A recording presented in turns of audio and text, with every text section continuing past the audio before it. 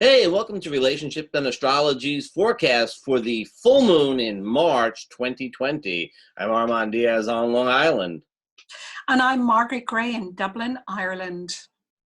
So, Margaret, here we have this full moon. It's coming at a time when folks are concerned about a lot of different stuff, political, social, health-wise, and all of that. What do you think for a relationship? What's striking you about this one for relationships? When I think about the moon in Virgo, relationships don't come to mind immediately because it's such a private moon. So really what strikes me is that we're kind of in a phase of contraction, of retreating, and absolutely for all the reasons you mentioned, health reasons and so on, there's a lot of fear around. So I think with the moon, this full moon in Virgo, we're really kind of thinking, okay, how do I look after myself? What do I need to do for myself? So I think there is that feeling of really pulling back, which means that relationships might begin to shrink a little bit in terms of who are the people immediately around me, and how do I protect them.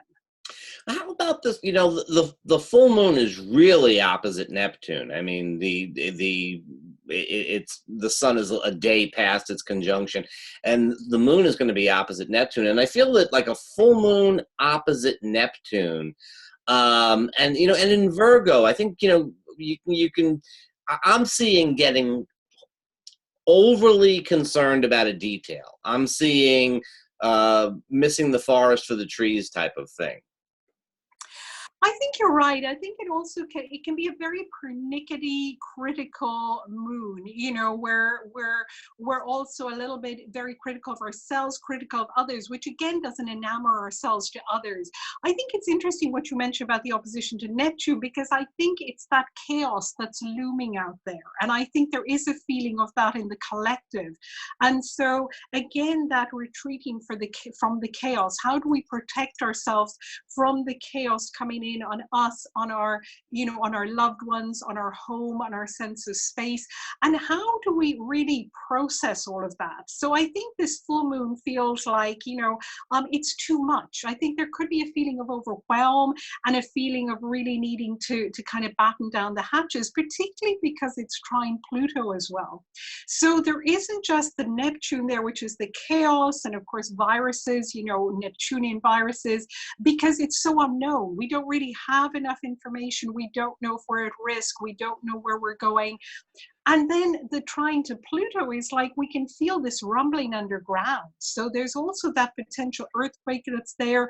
So there's a little bit, there's fear around, there's anxiety. It's quite a kind of really a little bit of an anxious moon, really. That's probably an understatement.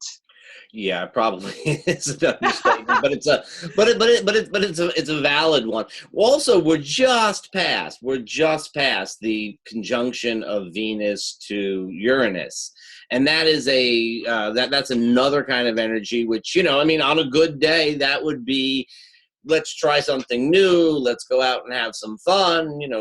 Uranus and Venus and Taurus. It sounds like it would be, experimental and so on. And here it's happening at this full moon. And I'm thinking that, if you've been trying to kind of keep things together, it's kind of hard to do with that energy. It's almost like, the full moon is lighting the fuse for that Venus Uranus conjunction. I would say that I mean, I agree with you. And I would say it's the kind of full moon where we're likely to want to spend a little bit of time alone, a little bit of time just processing things, a little bit of time, maybe even just, kind of just trying to keep everything at bay, whether it's looking at a movie or reading a good book or something. But we're really going to want to find something that distracts us a little bit from the chaos outside. But ideally, if we can stay anchored in ourselves and really be a little bit aware of what's coming up for us, and just be aware that we are tapping into something bigger. There's a lot that's bigger at play around us. Not the most social of full And it's very hard to know what's going on. Mercury is stationing direct. Things get all, messed up on Mercury stations. The Sun Neptune thing, very, very.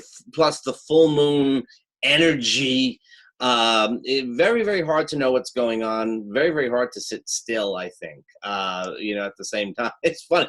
At the new moon, we were suggesting talking to departed ancestors, and at the full moon, we're saying spend some time alone. The relationship, seems to be on the sort of back burner, which is, sometimes that's what has to happen. I mean, I don't, in the midst of coronavirus and political shifts and all, I don't really know that. Well, I would say two things. I would say that on the one hand, relationships may not be the first thing on your mind, certainly romantic kind of relationships at any rate. And on the other hand, sometimes you inject the volatility that you feel in other areas into your personal relationships, which is not always a great idea. I think be careful not to be very critical of your loved ones, particularly as you say with the Mercury stationary direct where there's, confusion around. Just be careful of what you say, how you say things. I guess, my advice is kind of really stay in, close the doors, do something nice, cook a nice meal, just maybe be quiet, read a nice book, do some meditation, really, really things that just kind of calm the nerves and the nervous system and stop the worrying, because there could be quite a lot of worrying with this full moon. If you are really worrying, try to just maybe put it aside. And, when Mercury goes direct, we'll probably have a lot more clear information about what's going on in the world and around the virus and so on than we have now. So not to get too worked up about things, because really there is that angst in the air. Well, there is an awful lot of Earth energy. We have Taurus, Capricorn, and Virgo all busy on this particular full moon. So it makes sense to do earthy things. I think cooking is very, I have a Cancer moon, so I think cooking is a good idea all the time. Yes. But cooking, and if it's already time to start getting out there and doing a little work in the garden or something like that, something that is earthy. It might be a good time to spend time with your crystals and things like that as well. Very, very true, Armand. Absolutely. I think that's sound advice for this full moon. So we'll be back in 2 weeks for the new moon and tell you who else you shouldn't talk to. Oh, and don't forget, everyone, that we're taking registrations for term 3 of our course, and we have some fabulous speakers on term 3 of the online course, and you can join it as a standalone term. We're going to have inputs from Christopher Renstrom, Rachel Lang, Rick Levine, Nadia Shah, Linda Furiati, April Elliott. Did I leave anybody out? I don't think so, and I give you a lot of credit for trying to do that right off the top of your head. That's very good. Good memory. All right. See you in a few weeks' time, 2 weeks' time. Bye-bye, everyone. Bye-bye.